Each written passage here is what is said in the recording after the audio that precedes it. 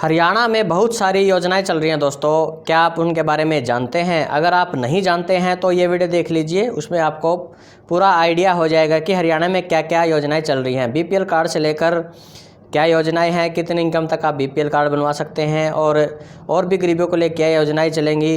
तकरीबन सारी योजना के बारे में इसमें बताया है मुख्यमंत्री जी ने, तो उन्हीं की आवाज़ में सुनिए आप कि क्या क्या योजनाएँ हरियाणा के अंदर चल रही हैं। ठीक है दोस्तों, तो नमस्कार दोस्तों, मेरा नाम संजय कुमार और आप देख रहे हैं आपका अपना चैनल संजय टेक अपडेट्स। तो देख लेते हैं दोस्तों क्या क्या योजनाएं चल रही हैं हरियाणा के अंदर।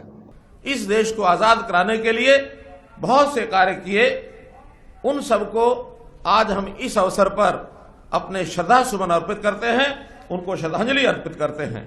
और मैं आभारी हूं, मैं नमन करता हूं ऐसे परिवारों को, ऐसी माओं को जिनकी गोद से जन्मे ऐसे वीर जवान, ऐसे हमारे शहीद देश को आजादी दिलाने के लिए काम आए। हमारा दायित्व बनता है कि हम ऐसे वीर सैनिकों को, ऐसे वीर शहीदों को, ऐसे वीर शहीदों के परिवारों को, उनको भी हमेशा हमेशा याद रखें और उनकी जीवनचर्या में जितने भी काम है उनको सुगमता से वो चला सके हुए परिवारों को, इसके लिए हमेशा हम काम करें। हमने इसके लिए हरियाणा में जो हमारे सैनिकों की विधवाएं हैं उनकी पेंशन को बढ़ा करके 25,000 रुपया किया। हमारे ऐसे परिवार जो वीर सैनिकों के, शहीदों के परिवार, उनके आश्रितों में से नौकरी देने के काम शुरू किया। 332 नौकरियां हमने पिछले 6 साल के अंदर दी हैं। इसी प्रकार जो एक्स ग्रेशिया राशि है 20 लाख रुपए से बढ़ा करके उसको भी हमने 50 लाख रुपया किया है। हमारा दायित्व बनता है कि हमने उन वीर सैनिकों के जो स्वप्न थे, उनके स्वप्नों का भारत बनाने के लिए बहुत से काम हम आगे करें। उन कामों के लिए हम लगातार तत्पर हैं, करते रहते हैं। स्वास्थ्य सेवाओं में हमने जितने काम किए उल्लेखनीय हैं। हमने अपने इस समय में 4 मेडिकल कॉलेज, भिवानी, जींद, गुरुग्राम और नारनौल में कोरियावास, 4 नए मेडिकल कॉलेज की स्थापना की है, जिससे हमारा जो लक्ष्य है कि 1000 जनसंख्या के प्रति 1 डॉक्टर, अर्थात 27,000 डॉक्टर हमारे पास होने चाहिए, उस ओर हम आगे बढ़ रहे हैं। जो मेडिकल कॉलेज की सीटें 2014 में लगभग प्रतिवर्ष 750 डॉक्टर्स को एडमिशन मिलता था, आज वो 1750 को मिलने लग गया है। हमारा टारगेट 2000 से ऊपर डॉक्टर प्रतिवर्ष हमारे बेड़े में शामिल हों, ये हमने किया है। इसी प्रकार प्रधानमंत्री नरेंद्र मोदी जी ने आयुष्मान भारत के अंतर्गत जो योजना बनाई कि 5 लाख रुपए का हर गरीब परिवार के लिए एक जीवन बीमा, स्वास्थ्य जीवन बीमा एक प्रकार का, वो हमने कराया है। आज गरीबों को बहुत बड़े सहायता सुविधा उसमें मिल रही है। सामाजिक दृष्टि से जो हमारी सामाजिक सुरक्षा पेंशन है उसको भी लगातार हम बढ़ा रहे हैं। कोविड के दिनों में भले ही आर्थिक स्थिति हमारी किसी प्रकार की रही हो, लेकिन हमने किसी प्रकार कर्मचारियों का कोई वेतन अथवा पेंशन अथवा अन्य ऐसे विषयों पर कोई कटौती नहीं की है। लगातार हम उसमें काम करते रहे हैं। हम लोगों ने युवाओं के लिए जो काम किए हैं, युवाओं की शिक्षा हो, युवाओं का कौशल हो, युवाओं की नौकरियां हो, लगातार हम काम कर रहे हैं। पिछले 5 वर्ष में, 6 वर्ष में 80,000 सरकारी नौकरियां हमने युवाओं को दिलाई हैं। जो लोग पढ़ लिख करके नौकरियां प्राप्त नहीं कर पा रहे थे, उनके लिए भी सक्षम युवा नाम से कार्यक्रम शुरू किया। 1,10,000 युवाओं को उसके माध्यम से 3 वर्ष का ये 100 घंटे का काम ये हमने देना का प्रारंभ किया, ताकि वो अपने जीवन में धीरे धीरे प्रशिक्षण प्राप्त करके वो आगे बढ़ सके। मित्रों, ग्रुप सी और डी की नौकरियां बहुत सुलभ कर दी हैं।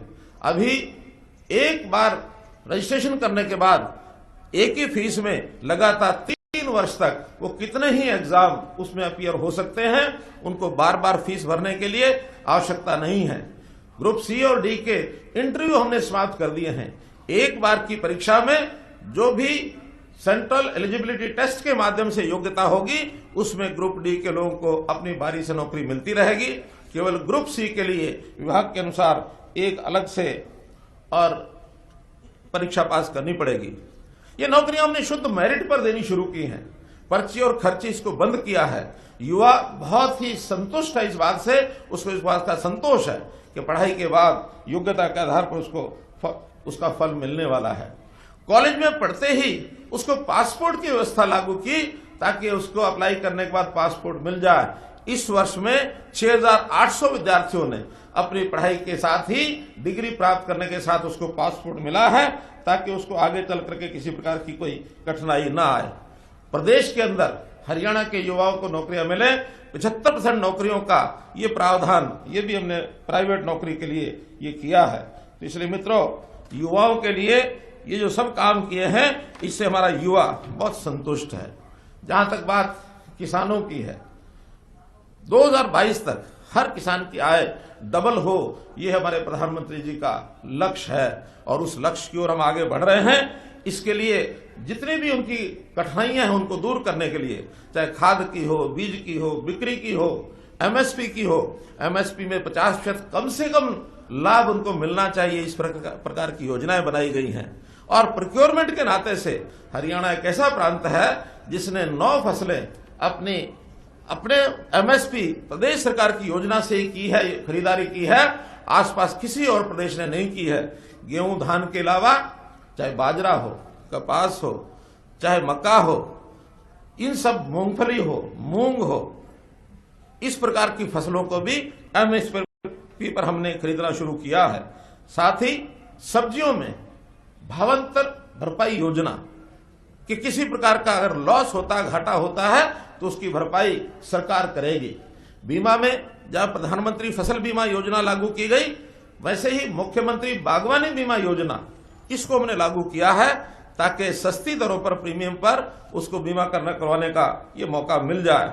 इसी प्रकार एमएसपी यानी प्रोक्योरमेंट के बाद किसान के खाते में सीधी पेमेंट जाए, ये भी हमने लगभग 50% किसानों को इस बार सीधी पेमेंट की है।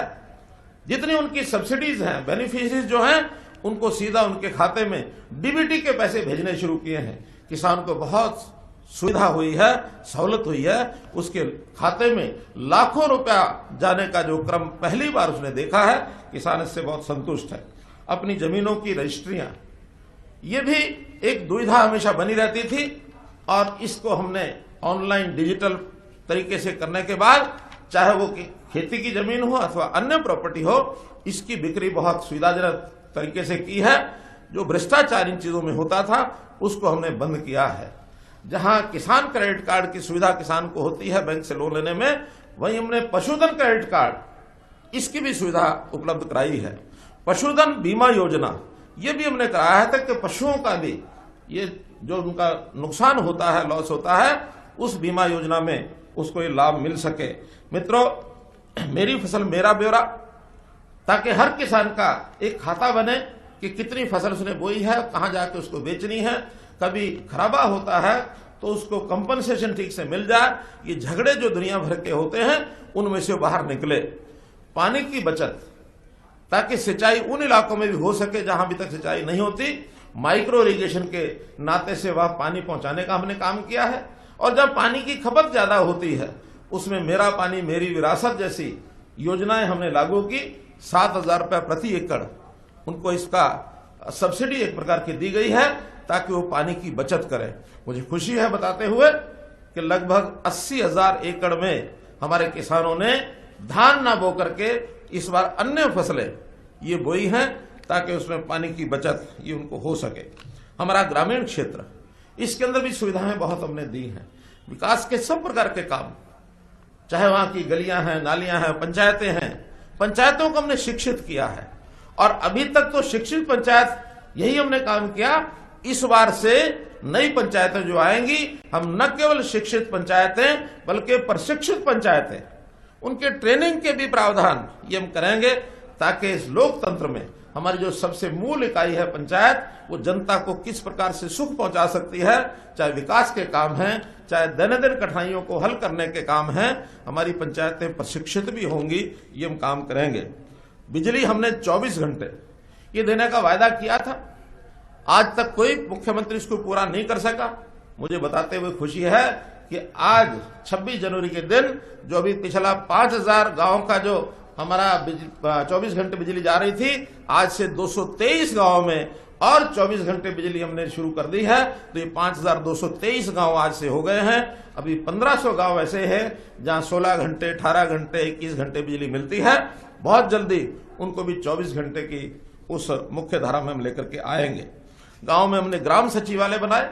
एक ही स्थान पर गांव का प्रशासन वहां से शुरू हो, चाहे वहां का पटवारी है, चाहे वहां का ग्राम सचिव है, सरपंच है, अथवा वहां जितनी भी सेवाएं गांव में सरकारी मिलती हैं, एक ही स्थान से उनको मिलनी प्रारंभ हो। ग्राम दर्शन नाम से हमने पोर्टल बनाया है ताकि किसी गांव के युवक को, किसी भी नागरिक को अपने गांव के बारे में जो जानकारियां लेनी है वो ग्राम दर्शन पोर्टल से ले सकता है। कोई अपनी डिमांड है, विकास की बात है, कोई शिकायत है, ग्राम दर्शन पोर्टल में हर गांव की अलग से वेबसाइट बनाई गई है और सभी विभाग उसी ग्राम दर्शन पोर्टल में से अपनी जानकारियां लेकर के और आगे के लिए वो काम करेंगे। लाल डोरा नाम से जो व्यवस्था थी अंग्रेजों के टाइम से, उसका अध्ययन करने के बाद ध्यान में आया कि इसकी गांव के लोगों को बहुत कठिनाई है। हमने लाल डोरा समाप्त करके और हर परिवार के जो घर की रजिस्ट्री है वो उसको करके दी है ताकि उस संपत्ति का वो उपयोग कर सके, बैंक में लोन लेने का नाते कर सके, झगड़े समाप्त हो जाए, कल को कोई बेचने खरीदने के लिए भी उनको सुविधा हो जाए।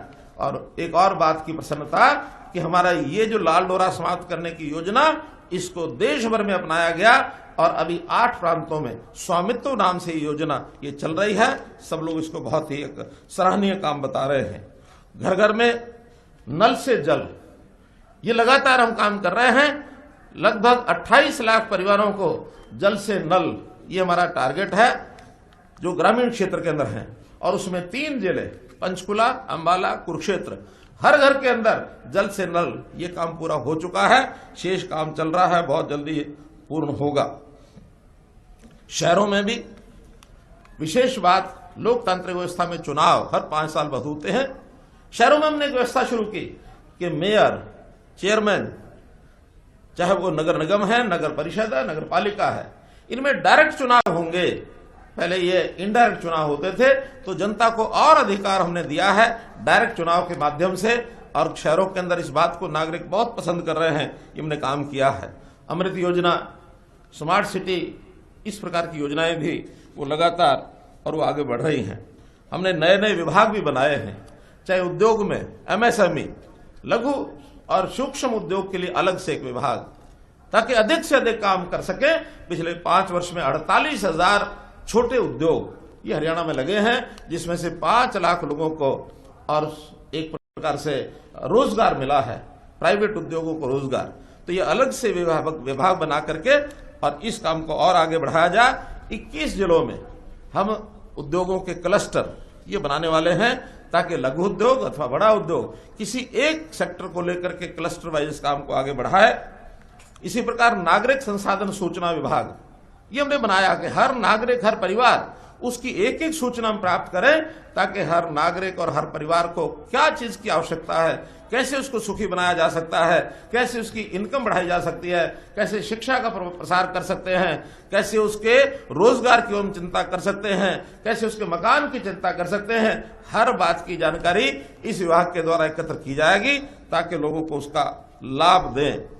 इसी प्रकार से विदेशों के साथ संबंध सीधा प्रदेश का बने, विदेश सहयोग विभाग, फॉरेन कोऑपरेशन डिपार्टमेंट ये हमने बनाया है ताकि हम अपने प्रदेश की बनी हुई वस्तुओं का एक्सपोर्ट भी कर सकें। हमारे लोग विदेशों में जाएंगे, विदेशों से यहाँ आएंगे तो उनके साथ एक अच्छे संबंध बने, युवकों को रोजगार के नाते भी विदेशों की सहूलत ये अधिक से अधिक मिले। शिक्षा में हमने आमूलचूल परिवर्तन किए हैं। आंगनबाड़ियों की जगह प्लेवेल स्कूल बनाने की हमने प्रारंभ यानी सार्थक पहल शुरू की है कि छोटे बच्चों को भी एक प्रारंभिक शिक्षा, नई शिक्षा नीति जो बनी है उसको हमने लागू करना शुरू किया है। और ऐसे ही संस्कृति मॉडल स्कूल प्राइमरी अथवा सेकेंडरी लेवल पर ये हमने शुरू किए हैं ताकि प्राइवेट स्कूलों का भी मुकाबला करने के लिए हमारे संस्कृति मॉडल स्कूल ये आगे आए और बहुत अच्छा इसका हमको लाभ हो रहा है। सुपर 100 इसके 4 सेंटर खोले हैं ताकि गरीब विद्यार्थी उनको कंपटीशन के लिए, अच्छी पढ़ाई के लिए ट्यूशन नहीं दे सकते, तो इसलिए सुपर 100 ऐसे विद्यार्थियों के लिए जो अच्छी योग्यता रखने वाले हैं। और मुझे खुशी है इस बार उसमें से 80 के लगभग ऐसे बच्चे हैं जो इंजीनियरिंग में, जो एमबीबीएस कोर्सेज में, जो अच्छे हायर एजुकेशन के लिए आगे बढ़े हैं। इन सेंटर में से 83 बच्चे ऐसे आगे बढ़े हैं। नए कॉलेज 67 नए कॉलेज खोले हैं, जिसमें से आधे से अधिक केवल महिलाओं के कॉलेज हैं। महिलाओं के लिए 10 किलोमीटर के दूरी पर एक महिला कॉलेज अवश्य हो, इस प्रकार की हमारी योजना है। इसमें हमने काफी कुछ काम कर लिया है। इसी प्रकार हमने यूनिवर्सिटीज नई बनाई हैं। स्किल यूनिवर्सिटी एक विशेष कोर्सेज के लिए गुरुग्राम में हमने एक अलग से यूनिवर्सिटी बनाई है। संस्कृत यूनिवर्सिटी बनाई है। स्पोर्ट्स यूनिवर्सिटी राय में बनाई है। ऐसे नई नई विधाओं को सिखाने के लिए हम लोग शिक्षा में काफी आगे बढ़ रहे हैं। पंडित दीनदयाल जी उपाध्याय के नाम से चिकित्सा विश्वविद्यालय कुटेल करनाल के अंदर ये भी नए रूप से इसका खड़ा किया गया है। पंचकुला में ही आयुर्वेद का एम्स ये केंद्र ने सैंक्शन किया है और इसके लिए जमीन उपलब्ध करा दी गई है। बहुत जल्द इसका काम ये शुरू हो जाएगा। उच्च शिक्षा के लिए गरीब विद्यार्थियों को आर्थिक दृष्टि से कठिनाई जो आती है तो उसमें सुलभ ऋण उपलब्ध कराए जाएं और बिना गारंटी के, उसकी गारंटी सरकार देगी। अभी तक गारंटी ऋण लेने वाले को उनके माता पिता को देनी पड़ती थी, अब वो गारंटी सरकार देगी ताकि किसी गरीब विद्यार्थी को इस प्रकार की कठिनाई इसमें न आए। महिलाओं के लिए हमने पर्याप्त काम किए हैं मित्रों। महिलाओं के लिए थाने हैं, दुर्गा वाहिनी ये हमने बनाई है, दुर्गा शक्ति ऐप, ताकि महिलाओं के खिलाफ जो अपराध होता है तो तुरंत वो अपनी जानकारी उस ऐप के माध्यम से और सुरक्षा की दृष्टि से वो दे सके। सक्स रेशो जो 871 थी, अब हमारे इस समय में वो 900 बढ़कर के 922 हो गई है। इस पर और काम करने की आवश्यकता है, इस पर भी हम काम करेंगे। छात्राओं के लिए परिवहन की सुरक्षा, उनके लिए विशेष बसें ये हमने चलाई हैं ताकि किसी प्रकार की कठिनाई ना आए। जो महिलाओं के विरुद्ध अपराध होते थे उसके लिए 16 फास्ट ट्रैक कोर्ट ये स्थापित कराए हैं ताकि किसी भी, खास करके किसी बच्ची के खिलाफ जो अपराध होता है उसका फास्ट ट्रैक कोर्ट के माध्यम से जल्दी सजा हो जाए। इसका सबसे पहले हरियाणा ने इसका प्रावधान किया है। महिलाओं की भागीदारी, पंचायती राज सिस्टम में 50% की भागीदारी ये हमने सुनिश्चित की है। जो अभी तक 33% का आरक्षण था, अब उसकी भागीदारी 50% तक सुनिश्चित की है। उज्ज्वला योजना देश भर में लागू हुई। हमारे यहाँ 9,20,000 परिवारों को गैस सिलेंडर ये दिए गए हैं। बीपीएल बिलो पॉवर्टी लाइन ये बड़ी समस्या रहती है हरियाणा के अंदर। इसका एक पुनर्निरीक्षण करने की जो बात आई है, दोबारा से इसका सर्वे किया जाए। हमने उसके अंदर बहुत सुविधा ये दी है कि पहले जो बीपीएल की लिमिट 1,20,000 रुपया आय प्रतिवर्ष थी, उसको हमने 1,80,000 रुपया कर दी है। उसका सर्वे चल रहा है। बहुत जल्दी नई बीपीएल की जो लिस्ट है वो सब आ जाएगी। इसी बीपीएल के माध्यम से जिनकी आय 1 लाख रुपए से कम है, ऐसे जो न्यूनतम आय के परिवार हैं, अगले वर्ष अप्रैल में हम योजना बना करके उस न्यूनतम आय के परिवार को 1 लाख रुपए की वार्षिक आय अवश्य हो, इस प्रकार की योजना हम बना रहे हैं ताकि गरीब जो सबसे अंतिम पायदान पर है, अंत्योदय योजना के माध्यम से इस काम को हम आगे बढ़ा सकें। तो दोस्तों आपने सुना मुख्यमंत्री की आवाज़ में कि हरियाणा में क्या क्या योजनाएं चल रही हैं। अगर आपने किसी भी योजनाओं के बारे में कोई भी डिटेल में जानना है तो आप कमेंट करके बताइए, तो उस पर वीडियो बनाने की पूरी कोशिश करूंगा कि डिटेल में वो योजना क्या है। ठीक है दोस्तों, तो उम्मीद करता हूं दोस्तों आपको ये वीडियो अच्छी लगी होगी। वीडियो अच्छी लगी तो वीडियो को लाइक कर दीजिए और ज़्यादा से ज़्यादा शेयर कर दीजिए ताकि और लोगों को भी पता चल सके कि हरियाणा में क्या क्या योजनाएं चल रही हैं। और दोस्तों अगर आप चैनल पर पहली बार आए, चैनल को सब्सक्राइब कर लीजिए ताकि आपको इस तरह की वीडियो मिलती रहें। धन्यवाद दोस्तों वीडियो देखने के लिए।